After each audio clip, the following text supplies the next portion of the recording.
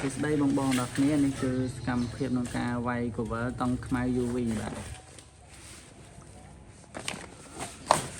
នេះបាទហើយនេះគឺ cover ខាងបងអូនបាទស្រាប់តង់ខ្មៅ UV នេះគឺខាងបងអូនគឺការអ៊ុតខ្សែបាទ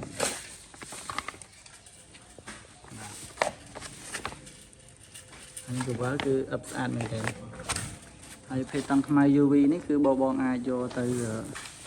ចិញ្ចឹមត្រីឬក៏ក្រាបានស្រះក្រាបន្លែអីផ្សេងគឺធន់មែនទែនបាទហើយប្រភេទតង់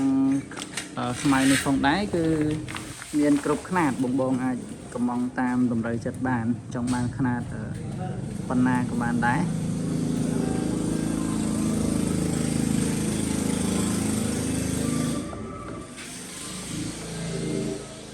បាទហើយស្រាប់តង់ខ្មៅនេះបងយកទៅដាំអាសូឡាឬក៏ចិញ្ចឹមត្រីអីគឺល្អមែនតើបាទដោយសារវាធន់បាទអញ្ចឹងសម្រាប់ចម្ងល់ឬក៏ព័ត៌មានផ្សេងបងអាចទាក់ទងមកខាងបងអូនបានបាទសូមគុំច្រើន